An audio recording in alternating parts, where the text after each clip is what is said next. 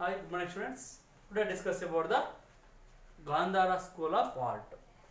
Art and architecture is one of the most important feature of Indian history. There are two types of styles are there in the art and architecture of India. There are Nagara style and Vesara style. And Nagara style and Dravidian style. Nagara style it is popular in North India and Dravidian style it is completely popularized in South India. And other some provincial styles are there like Vesara style, Badami style, Vijayanagara style, Hoysala style and other art and architecture styles are there in India. And another most important style, another most important feature of art and architecture of India was established by Kushanas, which is called the Gandhara School of Art.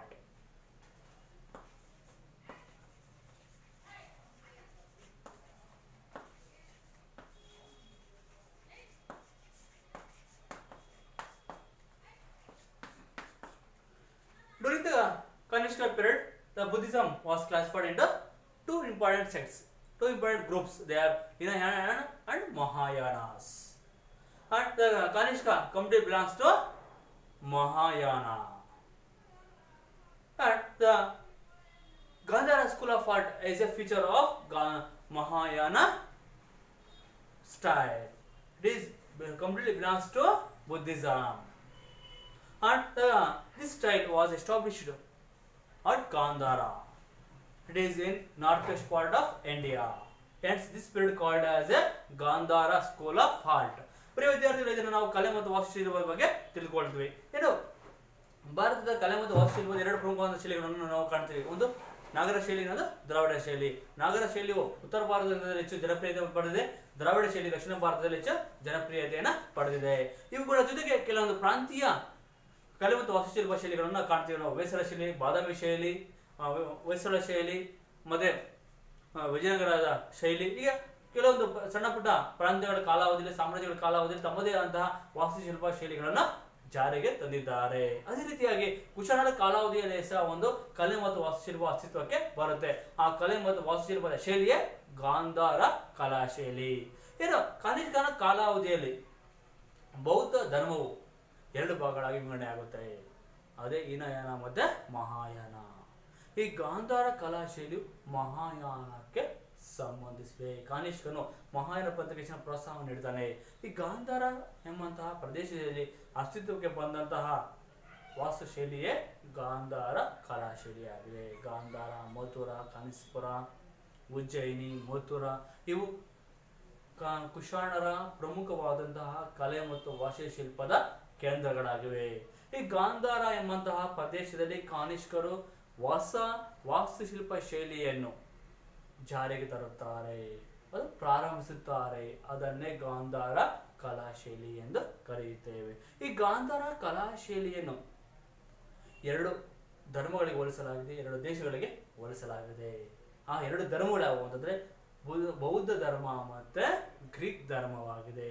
ಆ ಎರಡು ದೇಶಗಳಂದ್ರೆ ಭಾರತ ಮತ್ತು Greek ದೇಶವಾಗಿದೆ. ಹಾಗಾಗಿ ಈ ಗಾಂಧಾರ ಕಲಾ ಶೈಲಿಯನ್ನು Indo Greek ಶೈಲಿ ಅಂತಲೂ ಬುದ್ಧಿಸ್ಟ್ ಗ್ರೀಕ್ ಶೈಲಿ ಅಂತಲೂ ಸಹ ಕರೆಯಲಾಗಿದೆ. The Gandhara School of Art completely belongs to Buddhism. It including two important religions, two important countries. The two important countries are India and Greek. The two important religions are Buddhism and Greek. Hence, this art called as a Indo-Buddhist Greek and the Indo-Greek style, Buddhist Greek style. Totally, ultimately, the Gandhara School of Art was established at Gandhara province, or this art was formed at Gandhara. Hence, this style called as a Gandhara School of Art. Okay, and this art architect style including two important religions. One is the Buddhism, another one is Greek religion. Hence, it is called also known as a Buddho-Greek style and Indo-Greek style. Totally, this style was including two important nations. They are Indo and Greek. And today, now we will discuss about the salient features or features of Gandhara School of Art.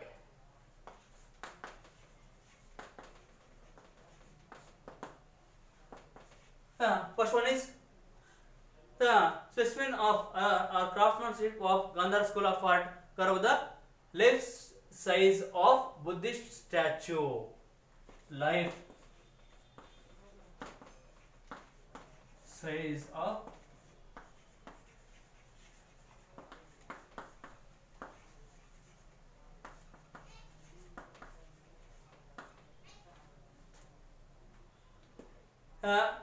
specimens of or craftsmanship or curved the life size of Buddhist statue for the prayer of Buddha.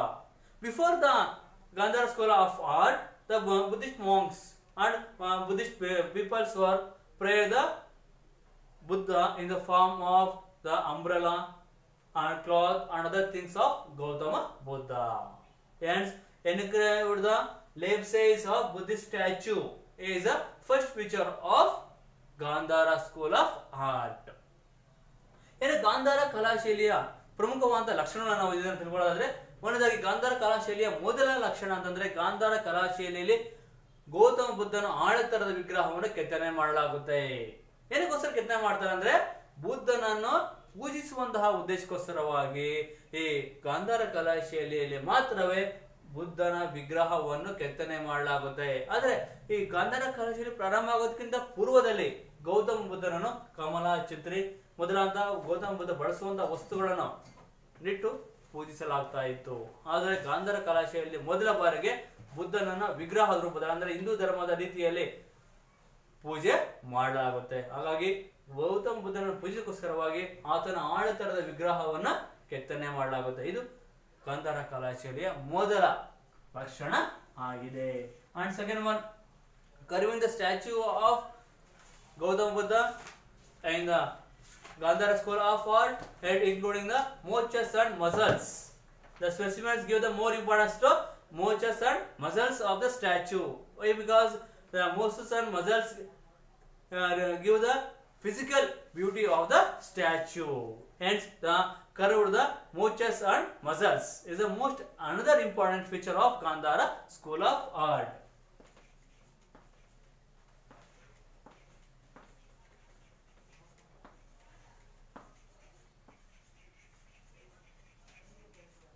Mochas and muscles.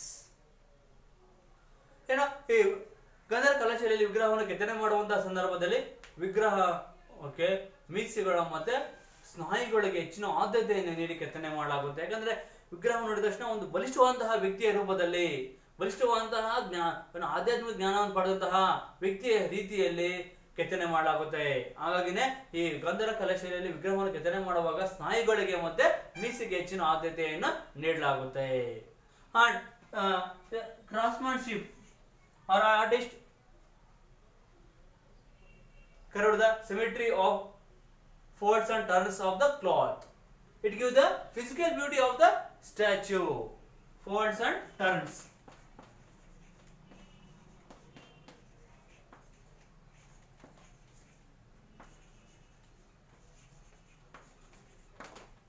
Folds and turns of the cloth. It gives the natural beauty of the statue. ಏನೋ ಈ ಕಲಾಕಾರನು ವಿಗ್ರಹವನ್ನು ಕೆತ್ತನೆ ಮಾಡುವಂತಹ ಸಂದರ್ಭದಲ್ಲಿ ವಿಗ್ರಹಕ್ಕೆ ಬಟ್ಟೆಯ ನೆರಿಗೆಗಳು ಮತ್ತು ಮಡಕೆಗಳನ್ನು ಧರಿಸಿರುವಂತಹ ರೀತಿಯಲ್ಲಿ ಕೆತ್ತನೆ ಮಾಡಲಾಗುತ್ತೆ. ಹೀಗಾಗಿ ಇದು ವಿಗ್ರಹಕ್ಕೆ ಭೌತಿಕವಾದಂತಹ ಸೌಂದರ್ಯವನ್ನು ನೀಡುತ್ತೆ. ಹಾಗಾಗಿ ಈ ವಿಗ್ರಹವನ್ನು ಕೆತ್ತನೆ ಮಾಡುವ ಸಂದರ್ಭದಲ್ಲಿ ವಿಗ್ರಹಕ್ಕೆ ಬಟ್ಟೆಯನ್ನು ಧರಿಸಿದ ರೀತಿಯಲ್ಲಿ ಆ ಬಟ್ಟೆಯ ನೆರಿಗೆಗಳು ಮತ್ತು ಮಡಕೆಗಳನ್ನು ಕೆತ್ತನೆ ಮಾಡಲಾಗುತ್ತೆ. ಇದು ಸಹ ಗಾಂಧಾರ ಕಲಾಶೈಲಿಯ ಪ್ರಮುಖವಾದ ಲಕ್ಷಣ ಆಗಿದೆ. Next specimens carve the ornaments on the statue. It is also most important feature of Gandhara School of Art. ಏನು ಗಾಂಧಾರ ಕಲಾಶೈಲಿಯಲ್ಲಿ ಕಲಾಕಾರನ ವಿಗ್ರಹವನ್ನು ಕೆತ್ತನೆ ಮಾಡುವ ವಿಗ್ರಹಗಳ ಮೇಲೆ ಆಭರಣಗಳನ್ನು ಕೆತ್ತನೆ ಮಾಡಲಾಗುತ್ತೆ. The ornaments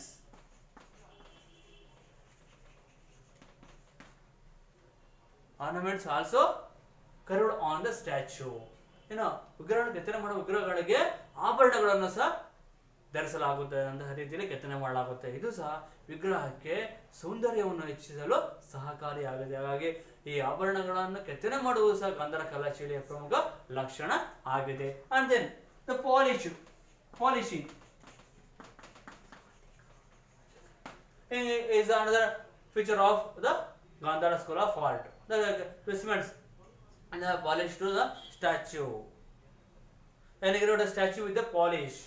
This is another feature of Gandhara School of Art. And Gandhara ಕಲಾಶೈಲಿಯಲ್ಲಿ ವಿಗ್ರಹ ಕೆತ್ತನೆ ಮಾಡುವ ಕಲಾಕಾರನು ವಿಗ್ರಹಕ್ಕೆ ಒಳಪನ್ನು ನೀಡಿ ಕೆತ್ತನೆ ಮಾಡ್ತಾನೆ. ಹೆಚ್ಚಿನ ಸೌಂದರ್ಯಯುತವಾಗಿ ಕಾಣಿಸುವಂತಹ ಉದ್ದೇಶಕ್ಕೋಸ್ಕರವಾಗಿ ನೋಡುಗರ ಗಮನವನ್ನು ಸೆಳೆಯೋಕ್ಕೋಸ್ಕರವಾಗಿ ನೋಡುಗರ ಆಕರ್ಷಣೆಯನ್ನು ಒಳಪಡಿಸುವಂತಹ ಉದ್ದೇಶಕ್ಕೋಸ್ಕರವಾಗಿ ವಿಗ್ರಹಗಳಿಗೆ ಏನ್ ಮಾಡಲಾಗುತ್ತೆ, ಹೆಚ್ಚಿನ ಮೆರುಗನ್ನು ನೀಡಲಾಗುತ್ತೆ. ಹೀಗಾಗಿ ವಿಗ್ರಹವು ಹೆಚ್ಚಿನ ಒಂದು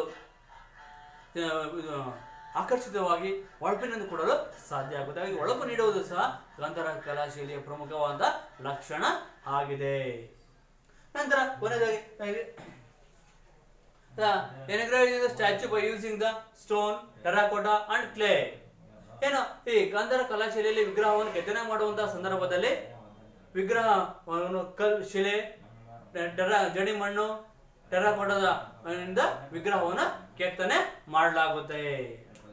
ಹಾಗಾಗಿ ಇದು ಸಹ ಗಾಂಧಾರ ಕಲಾಶೈಲಿಯ ಪ್ರಮುಖವಾದ ಲಕ್ಷಣ ಆಗಿದೆ. ಕೊನೆಯದಾಗಿ artist at the end of Greek and the personality, idea, inspiration all over India. Hence, R.C. Majumdar, one of the most important artists and historian of Indian history, he described the Gandhara School of Art as the artist of this art at the hand of Greek and art of India. Hence, Gandhara School of Art called as Indo-Greek art and Buddho-Greek art. It is a major features of Gandhara School of Art. ಏನು ಗಾಂಧಾರ ಕಲಾಶೈಲಿಯ ಪ್ರಮುಖವಾದ ಲಕ್ಷಣಗಳಂದ್ರೆ, ಈ ಗಾಂಧಾರ ಕಲಾಶೈಲಿಯಲ್ಲಿ ವಿಗ್ರಹವನ್ನು ಕೆತ್ತನೆ ಮಾಡುವಾಗ ಕಲಾ ಶೈಲಿ ಕರಕುಶಲತೆ ಬಂದು ಗ್ರೀಕ್ದಾಗಿರುತ್ತೆ. ಅದರ ಸ್ಫೂರ್ತಿ, ಉದ್ದೇಶ, ವ್ಯಕ್ತಿತ್ವ ಎಲ್ಲವೂ ಸಹ ಭಾರತೀಯದ್ದಾಗಿರುತ್ತೆ. ಇವು ಗಾಂಧಾರ ಕಲಾಶೈಲಿಯ ಪ್ರಮುಖ ಲಕ್ಷಣಗಳಾಗಿವೆ. ಹಾಗೆ ಮಜುಮ್ದಾರ್, R.C. ಮಜುಮ್ದಾರ್ ಎಂಬಂತಹ ಕಲಾ ವಿಮರ್ಶಕನು, ಭಾರತದ ಪ್ರಸಿದ್ಧ ವಿದ್ವಾಂಸನು, ಇತಿಹಾಸಕಾರರು, ಇವರು ಗಾಂಧಾರ ಕಲಾಶೈಲಿಯ ಕುರಿತು ತನ್ನದೇ ವ್ಯಾಖ್ಯಾನ ನೀಡಿದ್ದಾರೆ. ಅದರ ಪ್ರಕಾರ ಗಾಂಧಾರ ಕಲಾಶೈಲಿ ಅಂದ್ರೆ ಕರಕುಶಲತೆಯಲ್ಲಿ ಗ್ರೀಕತೆಯನ್ನು ಹೊಂದಿದೆ, ಹೃದಯದಲ್ಲಿ ಭಾರತೀಯತೆಯನ್ನು ಹೊಂದಿದೆ ಎಂದು ಹೇಳಿದ್ದಾನೆ. ಏನು ಕಲಾಕಾರನು ಕರಕುಶಲತೆಯಲ್ಲಿ ಗ್ರೀಕ್ ಶೈಲಿಯನ್ನು ಹೊಂದಿದ್ದಾನೆ, ಆದರೆ ಹೃದಯದಲ್ಲಿ ಭಾರತೀಯತೆಯನ್ನು ಹೊಂದಿದ್ದಾನೆ ಎಂದು ತಿಳಿಸಿದ್ದಾರೆ. ಹಾಗಾಗಿ ಗಾಂಧಾರ ಕಲಾಶೈಲಿಯನ್ನು ಇಂಡೋ ಗ್ರೀಕ್ ಶೈಲಿ ಅಂತಲೂ ಬುದ್ಧೋ ಗ್ರೀಕ್ ಶೈಲಿ ಅಂತಲೂ ಸಹ ಕರೆಯಲಾಗಿದೆ. ಇವು ಗಾಂಧಾರ ಕಲಾಶೈಲಿಯ ಅತ್ಯಂತ ಪ್ರಮುಖವಾದಂತಹ ಲಕ್ಷಣಗಳು ಆಗಿವೆ. Okay. And next, more that the another most important dynasty of ancient India.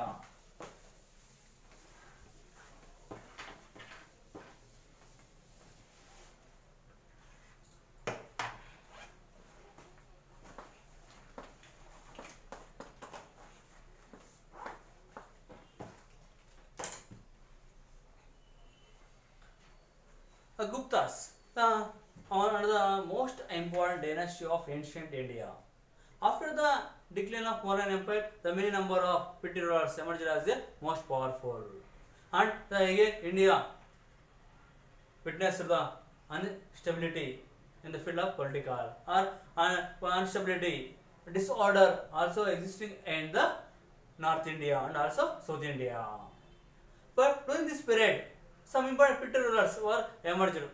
The petty rulers are Lichavis, Vaidehas, Vakatakas, Nagas, Guptas and other petty rulers. Among them, the Guptas is the most important dynasty. The Guptas became most powerful and they are completely annexed to the more than territories or petty rulers, and they were again established the political stability. Again they were brought the political order, political system in India. Hence, the India achieved the political stability in second time during the period of Guptas. Hence, the Guptas is the most important dynasty in ancient period. And the Gupta dynasty was established in 300 BC and they were ruled for nearly 2 centuries. Hence, the huge dynasty, they were ruled West Empire. They were occupied completely throughout the country. Hence, Guptas is the most prominent dynasty. Gupta rulers were the most important rulers in ancient period. Okay, and then the sources of Gupta's period.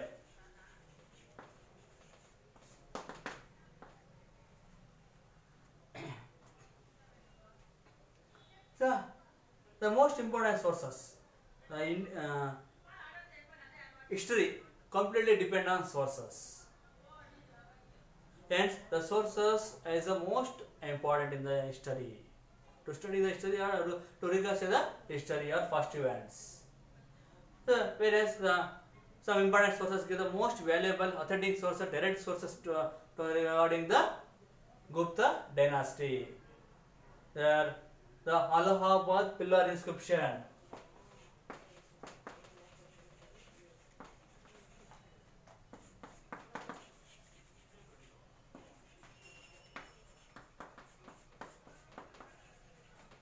Allahabad pillar inscription and works of Kalidasa.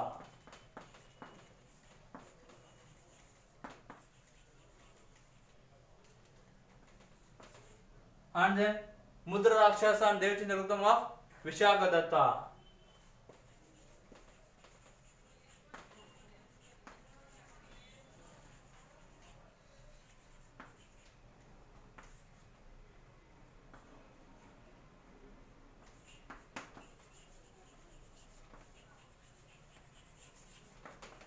Mudra Rakshasa and Devachandra Guptam of Vishakadatta. Kavya Mimamse.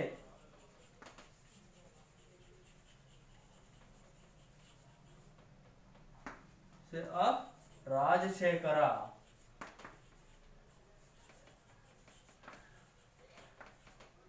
Kavya Mimamsa of Rajashekara. And writings of Pahyanas. There are the most valuable sources give us to study the history of Guptas. ಈ ಗುಪ್ತರ ಬಗ್ಗೆ ನಾವು ತಿಳಿಯಲು ಇರುವಂತಹ ಅತ್ಯಂತ ಪ್ರಮುಖವಾದಂತಹ ಆಧಾರಗಳು ಯಾವುವು ಅಂದರೆ ನಾವು ಆಧಾರಗಳ ಇತಿಹಾಸಕ್ಕೆ ಮುಖ್ಯವಾದದ್ದು. ಆಧಾರಗಳಿಲ್ಲ ಅಂದರೆ ಇತಿಹಾಸವನ್ನು ಅಧ್ಯಯನ ಮಾಡೋಕ್ಕೆ ಸಾಧ್ಯನೇ ಆಗೋದಿಲ್ಲ ಅಥವಾ ಪುನರ್ರಚಿಸಲು ಸಾಧ್ಯವಿಲ್ಲ. ಹಾಗಾಗಿ ಆಧಾರಗಳು ಅತಿ ಮುಖ್ಯವಾಗಿ ಬೇಕೇ ಬೇಕು. ಹಾಗೆಯೇ ಇತಿಹಾಸವನ್ನು ಆಧಾರವಿಲ್ಲದೆ ಇತಿಹಾಸವಿಲ್ಲ ಎಂದು ಕರೆಯಲಾಗಿದೆ. ಹಾಗಾದೇ ರೀತಿ ಗುಪ್ತರ ಬಗ್ಗೆ, ಗುಪ್ತರ ಸಾಮ್ರಾಜ್ಯದ ಬಗ್ಗೆ ತಿಳಿದುಕೊಳ್ಳಲು ಇರುವಂತಹ ಅತ್ಯಂತ ಪ್ರಮುಖವಾದಂತಹ ಆಧಾರಗಳು ಯಾವುವು ಅಂದರೆ ಮೊದಲಾಗಿ ಸಮುದ್ರಗುಪ್ತನ ದಿಗ್ವಿಜಯದ ಬಗ್ಗೆ ತಿಳಿಸುವಂತಹ ಅಲಹಾಬಾದ್ ಸಮಶಾಸನ, ಕಾಳಿದಾಸನ ಕೃತಿಗಳು, ಮುದ್ರ ರಾಕ್ಷಸ ಮತ್ತು ದೇವಚಂದ್ರಗುಪ್ತಂ ಎಂಬ ಎರಡು ಕೃತಿಗಳನ್ನ ವಿಶಾಖದತ್ತ ರಚನೆ ಮಾಡಿದ್ದಾನೆ. ಅದೇ ವಿಶಾಖದತ್ತ ರಚಿಸಿರುವಂತಹ ಮುದ್ರ ರಾಕ್ಷಸ ಮತ್ತು ದೇವಚಂದ್ರಗುಪ್ತಂ ಎಂಬಂತಹ ಕೃತಿಗಳು, ರಾಜಶೇಖರ ಕಾವ್ಯ ಮೀಮಾಂಸೆ ಕೃತಿ ಮತ್ತೆ ಪಾಹ್ಯಾನ, ಇದು ಚಿನ್ನದ ಯಾತ್ರಿಕ, ಇದು ಗುಪ್ತ ಸಾಮ್ರಾಜ್ಯಿಕ ಕಾಲದ ಭಾರತಕ್ಕೆ ಬರ್ತಾನೆ. ಇದನ್ನ ಬರವಣಿಗೆಗಳು ಗುಪ್ತರ ಬಗ್ಗೆ ಸಂಪೂರ್ಣವಾದಂತಹ ಮಾಹಿತಿಯನ್ನ ತಿಳಿಸುತ್ತೆ. ಇವೆಲ್ಲವೂ ಗುಪ್ತರ ಬಗ್ಗೆ ಮಾಹಿತಿ ತಿಳಿಸುವ ಅತ್ಯಂತ ಪ್ರಮುಖವಾದಂತಹ ಆಧಾರಗಳಾಗಿವೆ. And next, more that the political history of Guptas.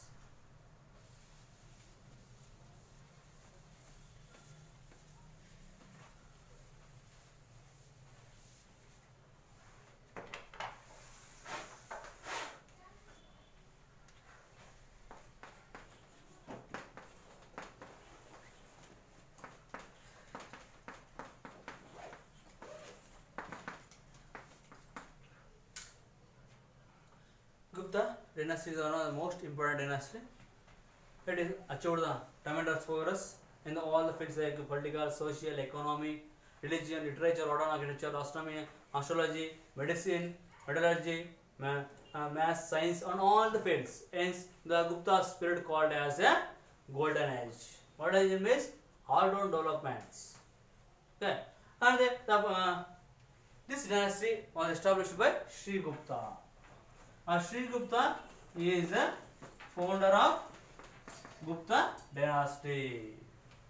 And Pataliputra and Ujjaini are the capitals of Gupta dynasty.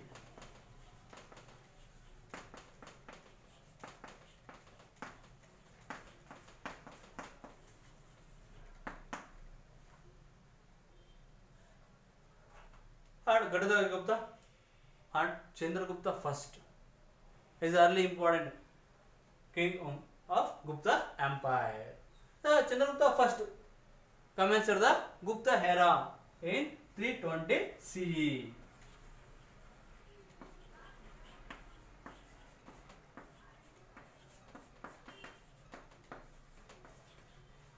Chandragupta first commenced the Gupta era in 320 CE, and he famous for the matrimonial relationship with Sakas. He married the queen of Sakas and he became the most popular, and his son is a famous empire, a famous ruler of this dynasty who is called the Samudragupta. Samudragupta is a most prominent king of Gupta dynasty. ಇನ್ನು ಗುಪ್ತರ ರಾಜಕೀಯ ಇತಿಹಾಸವನ್ನು ತಿಳಿದರೆ ಗುಪ್ತ ಸಾಮ್ರಾಜ್ಯವು ಪ್ರಾಚೀನ ಕಾಲದಲ್ಲಿ ಆಳ್ವಿಕೆ ನಡೆಸಿದ ಅತ್ಯಂತ ಪ್ರಮುಖವಾದ ಸಾಮ್ರಾಜ್ಯವಾಗಿದೆ. ಈ ಸಾಮ್ರಾಜ್ಯದ ಕಾಲಾವಧಿಯಲ್ಲಿ ಎಲ್ಲಾ ಕ್ಷೇತ್ರಗಳು ಸಹ ಅಭಿವೃದ್ಧಿ ಆಗಿತ್ತು. ಎಲ್ಲಾ ಕ್ಷೇತ್ರಗಳು ಯಾವುವು ಅಂದರೆ ಧಾರ್ಮಿಕ ಕ್ಷೇತ್ರ, ಆರ್ಥಿಕ ಕ್ಷೇತ್ರ, ಶಿಕ್ಷಣ, ಸಾಹಿತ್ಯ, ಸಾಮಾಜಿಕ ಸ್ಥಿತಿ, ಆರ್ಥಿಕ ಸ್ಥಿತಿ ಆಗಿರ್ಬೋದು, ರಾಜಕೀಯ ಸ್ಥಿತಿ ಆಗಿರ್ಬೋದು, ಕಲೆ ಮತ್ತು ವಾಸ್ತುಶಿಲ್ಪ ಆಗಿರ್ಬೋದು, ವಿಜ್ಞಾನ ತಂತ್ರಜ್ಞಾನ ಆಗಿರ್ಬೋದು, ವೈದ್ಯಕೀಯ ಶಾಸ್ತ್ರ ಆಗಿರ್ಬೋದು, ಲೋಹಶಾಸ್ತ್ರ ಆಗಿರ್ಬೋದು, ಗಣಿತಶಾಸ್ತ್ರ ಆಗಿರ್ಬೋದು, ಹೀಗೆ ಎಲ್ಲಾ ಕ್ಷೇತ್ರಗಳು ಸಹ ಅಭಿವೃದ್ಧಿ ಆಗಿತ್ತು. ಹಾಗೆಯೇ ಗುಪ್ತರ ಕಾಲವನ್ನು ನಾವು ಸುವರ್ಣಯುಗ ಎಂದು ಕರೆಯುತ್ತೇವೆ. ಸುವರ್ಣಯುಗ ಅಂದರೆ ಸರ್ವಾಂಗೀಣವಾದ ಅಭಿವೃದ್ಧಿಯನ್ನು ಅರ್ಥ, ಅಂದರೆ ಎಲ್ಲ ಕ್ಷೇತ್ರಗಳು ಸಹ ಅಭಿವೃದ್ಧಿ ಆಗಿತ್ತು. ಹಾಗೆಯೇ ಗುಪ್ತರ ಕಾಲವನ್ನು ನಾವು ಸುವರ್ಣಯುಗ ಎಂದು ಕರಿತೀವಿ. ಅದೇ ರೀತಿ ಪ್ರಪಂಚದಲ್ಲಿ ನಾವು ಇಂಗ್ಲೆಂಡ್ ರಾಣಿಯ ಕಾಲವನ್ನು ಸುವರ್ಣಯುಗ ಅಂತ ಕರಿತೀವಿ.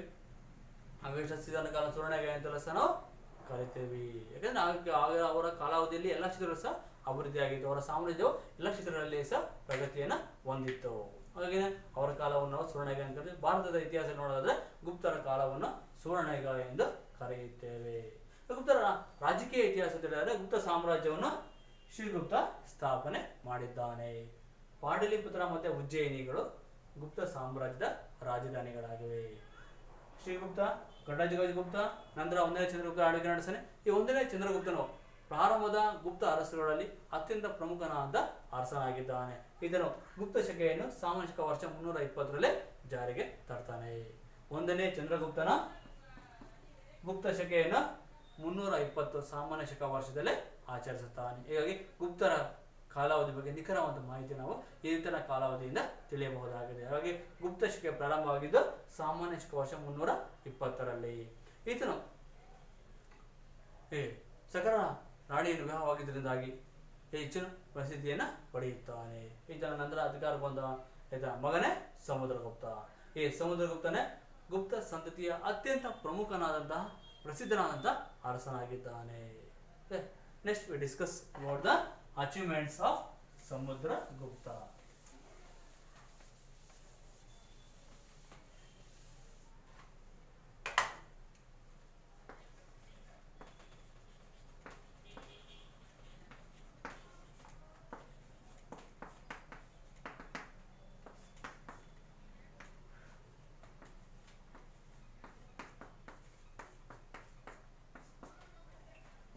Samudragupta is the most prominent and important, famous, greatest ruler of Gupta dynasty. He ruled from 335 CE to 375 CE. He ruled for around 40 years. He is the most important, ambitious ruler. He followed the policy of expansion and aggression. He won Chakravarti, and then he made wage wars. Hence, he expanded the Gupta Empire from the north Kashmir in south Tamil Nadu and Bengal and Punjab. This vast empire is ruled by Samudragupta, and his military achievements is the most important. And the Allahabad pillar inscription, it is composed by Harisena. It gives the most valuable information regarding the conquests of Samudragupta and the achievements of Samudragupta. And according to Allahabad pillar inscription, the military achievements of Samudragupta was classified into 4 types. One is the North Indian campaign, South Indian campaign, border states, and invade on forest kingdoms. And Samudragupta's conquest was classified into 4 types based on Allahabad pillar inscription. ಸಮುದ್ರಗುಪ್ತನು ಗುಪ್ತ ಸಂತತಿಯ ಅತ್ಯಂತ ಪ್ರಮುಖನಾದ ಅರಸನಾಗಿದ್ದಾನೆ. ಇದನ್ನು ಸಾಮಾನ್ಯ ಶಕ ವರ್ಷ 335ರಿಂದ 375ರವರೆಗೆ ಆಳ್ವಿಕೆಯನ್ನು ನಡೆಸಿದ್ದಾನೆ. ಸುಮಾರು 40 ವರ್ಷಗಳ ಕಾಲ ಅತ್ಯಂತ ಯಶಸ್ವಿಯಾದಂತಹ ಆಳ್ವಿಕೆಯನ್ನು ನಡೆಸಿದ್ದಾನೆ. ಇದು ಒಬ್ಬ ಅತ್ಯಂತ ಮಹತ್ವಾಕಾಂಕ್ಷಿಯಾದಂತಹ ಆಸ್ಥಾನ ಆಗಿದ್ದರು. ಇದು ಇಡೀ ಭಾರತವನ್ನೇ ಆಳ್ವಿಕೆ ಮಾಡಬೇಕು, ಇಡೀ ಭಾರತವನ್ನು ವಶಪಡಿಸಿಕೊಳ್ಬೇಕೆಂಬಂತಹ ಉದ್ದೇಶವನ್ನು ಹೊಂದಿದ್ದನು. ಹಾಗಾಗಿ ಇದು ಹಲವಾರು ಯುದ್ಧಗಳನ್ನು ನಡೆಸಿ ಇಡೀ ಭಾರತವನ್ನು ತನ್ನ ಅಧೀನಕ್ಕೆ ತೆಗೆದುಕೊಂಡಿರ್ತಾನೆ. ಇದನ್ನ ಸಾಮ್ರಾಜ್ಯ ಅತ್ಯಂತ ವಿಸ್ತಾರವಾದ ಸಾಮ್ರಾಜ್ಯ ಆಗುತ್ತೆ, ಯಾಕಂದ್ರೆ ಇದು ಹಲವಾರು ಯುದ್ಧಗಳನ್ನು ಮಾಡ್ತಾನೆ. ಆ ಯುದ್ಧಗಳಿಂದಾಗಿ ಸಾಮ್ರಾಜ್ಯವು ಹೆಚ್ಚು ಹೆಚ್ಚು ವಿಸ್ತಾರ ಆಗಿರುತ್ತದೆ. ಇದನ್ನ ದಿಗ್ವಿಜಯಗಳ ಬಗ್ಗೆ, ಇದನ್ನ ಯುದ್ಧಗಳ ಬಗ್ಗೆ ಸಂಪೂರ್ಣವಂತಹ ಮಾಹಿತಿಯನ್ನು ಅಲಹಾಬಾದ್ ಶಾಸನದಲ್ಲಿ ಉಲ್ಲೇಖಿಸಲಾಗಿದೆ. ಈ ಅಲಹಾಬಾದ್ ಶಾಸನವನ್ನು ಸಂಸ್ಕೃತ ಭಾಷೆಯಲ್ಲಿ ಹರಿಸೇನನು ರಚನೆ ಮಾಡಿದ್ದಾನೆ. ಇದನ್ನು ಸಮುದ್ರಗುಪ್ತನ ಆಸ್ಥಾನದಿಂದ ಅತ್ಯಂತ ಪ್ರಮುಖ ವಿದ್ವಾಂಸ, ದಂಡನಾಯಕ ಆಗಿದ್ದಾನೆ. ಈ ಶಾಸನವು ಸಮುದ್ರಗುಪ್ತನ ದಿಗ್ವಿಜಯಗಳ ಬಗ್ಗೆ ಸಂಪೂರ್ಣವಾದ ಬೆಳಕನ್ನು ಚೆಲ್ಲುತ್ತೆ. ಈ ಅಲಹಾಬಾದ್ ಶಾಸನದ ಆಧಾರದ ಮೇಲೆ ಸಮುದ್ರಗುಪ್ತನ ದಿಗ್ವಿಜಯಗಳನ್ನು 4 ಭಾಗಗಳಾಗಿ ವಿಂಗಡಣೆ ಮಾಡಲಾಗುತ್ತೆ. ಆ 4 ಭಾಗಗಳು ಯಾವುದು? ಉತ್ತರ ಭಾರತ ದಿಗ್ವಿಜಯ, ದಕ್ಷಿಣ ಭಾರತ ದಿಗ್ವಿಜಯ, ಮತ್ತೆ ಗಡಿ ಪ್ರದೇಶಗಳ ಮೇಲೆ ಆಕ್ರಮಣ, ಮತ್ತೆ ಬುಡಕಟ್ಟು ಸಾಮ್ರಾಜ್ಯಗಳ ಮೇಲೆ ಆಕ್ರಮಣ. ಇವು ಸಮುದ್ರಗುಪ್ತನ ದಿಗ್ವಿಜಯಗಳ ಸಂಪೂರ್ಣ ಮಾಹಿತಿಯಾಗಿದೆ. ಅಲಹಾಬಾದ್ ಸಮಶಾಸನದ ಪ್ರಕಾರ ಸಮುದ್ರಗುಪ್ತನ ದಿಗ್ವಿಜಯ 4 ಭಾಗ ವಿಂಗಡಣೆ ಮಾಡಲಾಗಿದೆ. ಅದರಲ್ಲಿ ಮೊದಲನೇ ಭಾಗವೇ ಉತ್ತರ ಭಾರತದ ದಿಗ್ವಿಜಯ.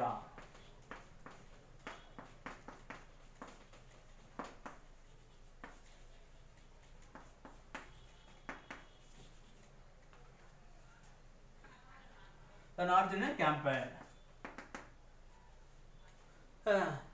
Gupta dynasty was established in North India. Hence, the Guptas were Samudragupta first invaded on North India. He completely invaded on petty rulers of North India and completely occupied it and annexed them with his empire. The Samudragupta defeated 9 important kings in his North Indian campaign.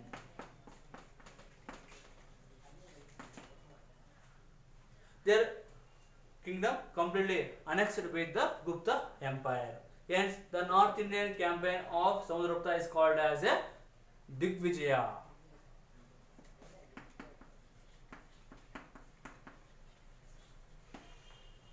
The North Indian campaign of Samudragupta is called as a Digvijaya. Why? Because Samudragupta completely defeated the 9 important kings and their kingdoms completely annexed with the Gupta Empire, and they became the vassals of Samudragupta, and they were give the honor tribute to Samudragupta. Hence, the North Indian campaign of Samudragupta called as a Digvijaya. During the North Indian campaign, Samudragupta defeated 9 important kings. They are Nandin, Balavarma, Chandravarma, Ganapati Naga, Achyuta, Matila, Urdadeva are the most important kings who are defeated by Samudragupta during his North Indian campaign. ಸಮುದ್ರಗುಪ್ತನ ಉತ್ತರ ಭಾರತ ದಂಡಯಾತ್ರೆ ಮೊದಲ ಬಾರಿಗೆ ಸಮುದ್ರಗುಪ್ತನ ಉತ್ತರ ಭಾರತದ ದಂಡಯಾತ್ರೆ ನಡೆಸ್ತಾನೆ. ಯಾಕಂದ್ರೆ ಗುಪ್ತ ಸಾಮ್ರಾಜ್ಯ ಸ್ಥಾಪನೆ ಆಗುತ್ತೆ ಉತ್ತರ ಭಾರತದಲ್ಲಿ. ಹಾಗಾಗಿ ಮೊದಲ ಬಾರಿಗೆ ಸಮುದ್ರಗುಪ್ತನ ತನ್ನ ನೆರೆಹೊರೆಯ ಬುಡಕಟ್ಟು ಸಾಮ್ರಾಜ್ಯಗಳ ಮೇಲೆ ದಾಳಿ ನಡೆಸ್ತಾನೆ. ಆದರೆ ಈ ಉತ್ತರ ಭಾರತದ ದಂಡಯಾತ್ರೆಯಲ್ಲಿ ಸಮುದ್ರಗುಪ್ತನ 9 ಜನ ಪ್ರಸಿದ್ಧ ರಾಜರುಗಳನ್ನ ಸೋಲಿಸ್ತಾನೆ. ಅವರ ಸಾಮ್ರಾಜ್ಯವನ್ನು ಸಂಪೂರ್ಣ ಗುಪ್ತ ಸಾಮ್ರಾಜ್ಯಕ್ಕೆ ಸೇರ್ಪಡೆ ಮಾಡಿಕೊಳ್ತಾನೆ. ಹಾಗಾಗಿ ಸಮುದ್ರಗುಪ್ತನ ಉತ್ತರ ಭಾರತದ ದಂಡಯಾತ್ರೆಯನ್ನು ನಾವು ದಿಗ್ವಿಜಯ ಎಂದು ಕರೆಯುತ್ತೇವೆ. ಸಮುದ್ರಗುಪ್ತನ ಉತ್ತರ ಭಾರತ ದಂಡಯಾತ್ರೆಯನ್ನು ದಿಗ್ವಿಜಯ ಅಂತ ಕರಿತೀವಿ. ಕಾರಣ ಇಷ್ಟೇ, ಸಮುದ್ರಗುಪ್ತನು ಉತ್ತರ ಭಾರತ ದಂಡಯಾತ್ರೆಯಲ್ಲಿ 9 ಜನ ಪ್ರಸಿದ್ಧ ರಾಜರುಗಳನ್ನು ಸೋಲಿಸಿ ಅವರನ್ನು ಸಂಪೂರ್ಣವಾಗಿ ಸೋಲಿಸಿ ಅವರ ಸಾಮ್ರಾಜ್ಯ ವಶಪಡಿಸಿಕೊಂಡು ಅವರ ಸಾಮ್ರಾಜ್ಯನ ಗುಪ್ತ ಸಾಮ್ರಾಜ್ಯಕ್ಕೆ ಸೇರ್ಪಡೆ ಮಾಡಿಕೊಳ್ತಾನೆ. ಅವರನ್ನು ಸಾಮಂತರನ್ನಾಗಿ ಮಾಡ್ಕೊಳ್ತಾನೆ. ಹೀಗಾಗಿ ಉತ್ತರ ಭಾರತದ ದಂಡಯಾತ್ರೆ ನಾವೆಂತ ಕರಿತೀವಿ? ದಿಗ್ವಿಜಯ ಎಂದು ಕರೆಯುತ್ತೇವೆ. ಈ ಉತ್ತರ ಭಾರತದ ದಂಡಯಾತ್ರೆಯಲ್ಲಿ ಸಮುದ್ರಗುಪ್ತನ 9 ಜನ ಪ್ರಸಿದ್ಧ ರಾಜರುಗಳನ್ನ ಸೋಲಿಸ್ತಾನೆ. ಅವರು ಯಾರಂದ್ರೆ ನಂದಿನ್, ಬಾಲವರ್ಮ, ಚಂದ್ರವರ್ಮ,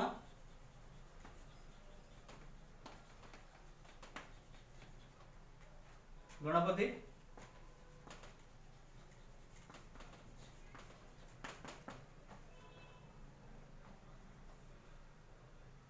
ಗಣಪತಿ ನಾಗ,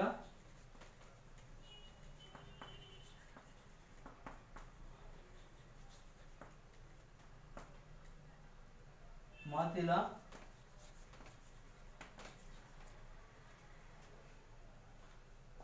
ಅಚ್ಯುತ, ರುದ್ರದೇವ. ಹೀಗೆ ಪ್ರಸಿದ್ಧ 9 ರಾಜರುಗಳನ್ನು ಸಮುದ್ರಗುಪ್ತನು ತನ್ನ ಉತ್ತರ ಭಾರತದ ದಂಡಯಾತ್ರೆಯನ್ನು ಸೋಲಿಸ್ತಾನೆ. ಅವರ ಸಾಮ್ರಾಜ್ಯನ ತನ್ನ ಸಾಮ್ರಾಜ್ಯಕ್ಕೆ ಗುಪ್ತ ಸಾಮ್ರಾಜ್ಯಕ್ಕೆ ಸೇರ್ಪಡೆ ಮಾಡಿಸ್ಕೊಳ್ತಾನೆ. ಹಾಗಾಗಿ ಈ ಉತ್ತರ ಭಾರತ ದಂಡಯಾತ್ರೆ ನಾವೇನು ಕರೀತೀವಿ? ದಿಗ್ವಿಜಯ ಎಂದು ಕರೆಯುತ್ತೇವೆ. ನೆಕ್ಸ್ಟ್, ಉತ್ತರ ಭಾರತ ದಂಡಯಾತ್ರೆ ನಂತರ ಸಮುದ್ರಗುಪ್ತನು ಬುಡಕಟ್ಟು ಪ್ರದೇಶದ ಮೇಲೆ ದಾಳಿ ನಡೆಸ್ತಾನೆ.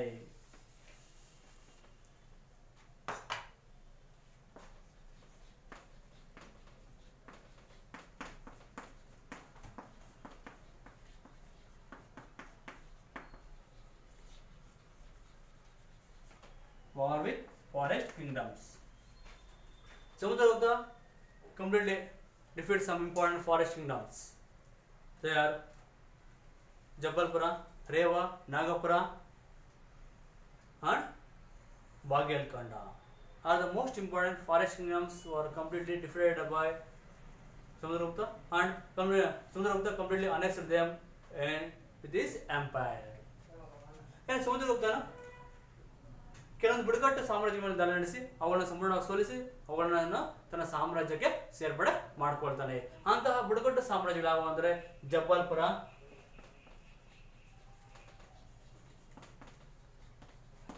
ರೇವಾ, ಬುಂದೇಲ್ಖಂಡ.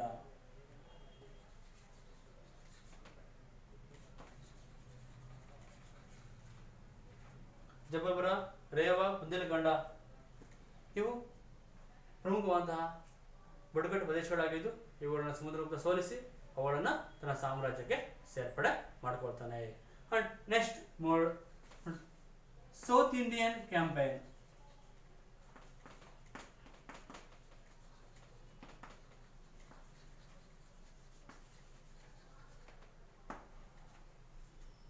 ದಕ್ಷಿಣ ಭಾರತದ ದಿಗ್ವಿಜಯ.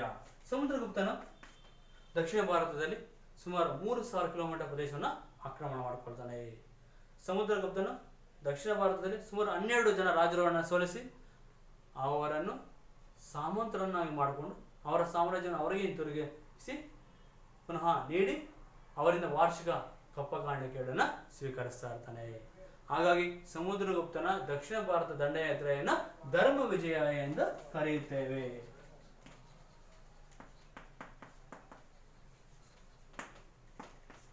ಸಮುದ್ರಗುಪ್ತನ ದಕ್ಷಿಣ ಭಾರತ ದಂಡಯಾತ್ರೆಯನ್ನು ಧರ್ಮ ವಿಜಯ ಅಂತ ಕರಿತೀವಿ. ಕಾರಣ ಅಷ್ಟೇ, ಸಮುದ್ರಗುಪ್ತನು ದಕ್ಷಿಣ ಭಾರತದಲ್ಲಿ 12 ಜನ ರಾಜರನ್ನು ಸೋಲಿಸ್ತಾನೆ. ಅವರನ್ನು ಪುನಃ ಅಧಿಕಾರಕ್ಕೆ ತಂದು ಅವರನ್ನು ಸಮಂತ್ರಣ ಮಾಡಿಕೊಂಡು ಅವರಿಂದ ವಾರ್ಷಿಕ ತೆರಿಗೆಯನ್ನು ಸಂಗ್ರಹಣೆ ಮಾಡಿಕೊಳ್ತಾ ಇರ್ತಾನೆ. ಹಾಗಾಗಿ ಆತನ ದಕ್ಷಿಣ ಭಾರತ ದಂಡಯಾತ್ರೆಯನ್ನು ಧರ್ಮ ವಿಜಯ ಎಂದು ಕರೆಯಲಾಗಿದೆ. ಇದು ದಕ್ಷಿಣ ಭಾರತ ದಂಡಯಾತ್ರೆಯಲ್ಲಿ 12 ಜನ ರಾಜರನ್ನು ಸೋಲಿಸ್ತಾನೆ. ಆ ಪ್ರಮುಖ ರಾಜರುಗಳಂದ್ರೆ ಉಗ್ರಸೇನ, ಮಂದರಾಜ, ವಿಷ್ಣುಗೋಪ, ದಮನ, ಉಗ್ರಸೇನ, ಹೀಗೆ ಪ್ರಸಿದ್ಧ 12 ರಾಜರುಗಳನ್ನು ಸಮುದ್ರಗುಪ್ತನು ತನ್ನ ದಕ್ಷಿಣ ಭಾರತದ ದಂಡಯಾತ್ರೆಯಲ್ಲಿ ಸೋಲಿಸಿ ಪುನಃ ಅವರನ್ನು ರಾಜರನ್ನು ನೇಮಕ ಮಾಡ್ತಾನೆ, ಪುನಃ ಅವರನ್ನು ಅಧಿಕಾರಕ್ಕೆ ನೀಡ್ತಾನೆ. ಹಾಗಾಗಿ ಇದನ್ನು ದಕ್ಷಿಣ ಭಾರತ ದಂಡಯಾತ್ರೆಯನ್ನು ಧರ್ಮ ವಿಜಯ ಎಂದು ಕರೆಯಲಾಗಿದೆ. Samudragupta moved the South India. He completely occupied the North India and he turned his attention towards South India. Why? Because he became Chakravarti. He ruled throughout India and he invaded on South India. And his army completely occupied the 3000 kilometers area. And his army completely defeated the 12 important kings in the South Indian campaign.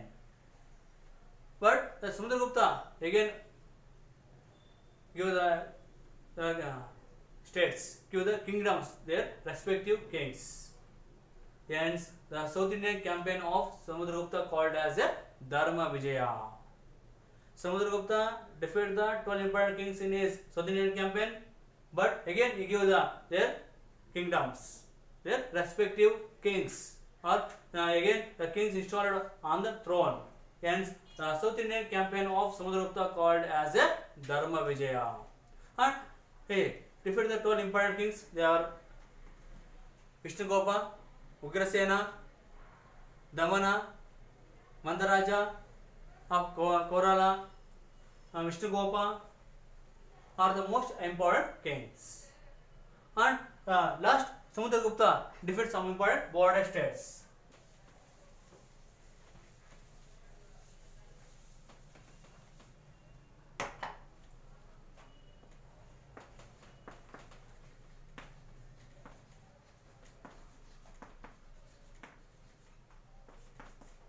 Samudragupta defeated some important border states like Samudrada, Kartipura, Kamarupa are the most important border states. These border states completely annexed with the Gupta Empire. And ಸಮುದ್ರಗುಪ್ತನು ಕೆಲವೊಂದು ಬುಡಕಟ್ಟು ಗಡಿ ಪ್ರದೇಶಗಳನ್ನು ವಶಪಡಿಸಿಕೊಳ್ತಾನೆ. ಅಂತ ಗಡಿ ಪ್ರದೇಶಗಳನ್ನು ಕಾಮರೂಪ, ಕರ್ತಿರಪುರ, ಸಮತಟ ಮತ್ತು ಬಾಗೇಲ್ಖಂಡ ಇವು ಪ್ರಮುಖವಾದಂತಹ ಗಡಿ ಪ್ರದೇಶಗಳಾಗಿದ್ದು ಇವುಗಳನ್ನು ಸಮುದ್ರಗುಪ್ತ ಸಂಪೂರ್ಣವಾಗಿ ಸೋಲಿಸಿ ತನ್ನ ಸಾಮ್ರಾಜ್ಯಕ್ಕೆ ಸೇರ್ಪಡೆ ಮಾಡಿಕೊಳ್ತಾನೆ. ಇವು ಸಮುದ್ರಗುಪ್ತನ ಅತ್ಯಂತ ಪ್ರಮುಖವಾದ ಸೈನಿಕ ಸಾಧನೆಗಳಾಗಿವೆ. And it is the most important military achievements of Samudragupta. After he completed his military achievements, he issued the Allahabad pillar inscription and also he performed the Ashwamedha Yaga and he issued the golden coins with his title Ashwamedha Parakrama, and he issued the 8 important golden coins with the images of horse and flute, other images. And he was a great ruler, administrator, himself a great poet. He wrote Krishna Charita, hence he got the title of Kaviraja.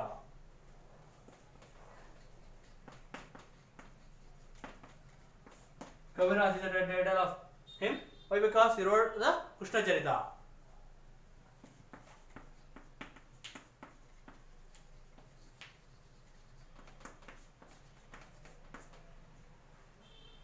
These are the most important achievements of Samudragupta.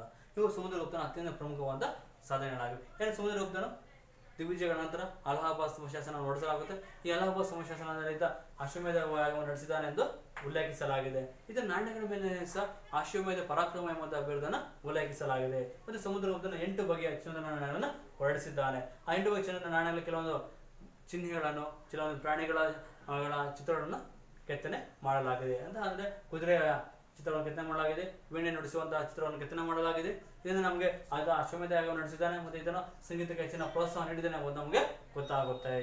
ಮತ್ತೆ ಈತ ಒಬ್ಬ ಅತ್ಯಂತ ದಿಗ್ವಿಜಯಶಾಲಿ ಸೈನಿಕ, ದಂಡನಾಯಕ, ಆಡಳಿತಗಾರ, ಜೊತೆಗೆ ಈತ ಒಬ್ಬ ಮಹಾನ್ ವಿದ್ವಾಂಸ, ಕವಿ ಸಹ ಆಗಿದ್ದನು. ಇದನ್ನು ಕೃಷ್ಣ ಚರಿತ ಎಂಬಂತಹ ಕೃತಿಯನ್ನು ರಚನೆ ಮಾಡಿದನು. ಹಾಗೆ ಇದನ್ನು ಕವಿರಾಜ ಎಂಬಂತಹ ಬಿರುದನ್ನು ಪಡೆದಿದ್ದನು.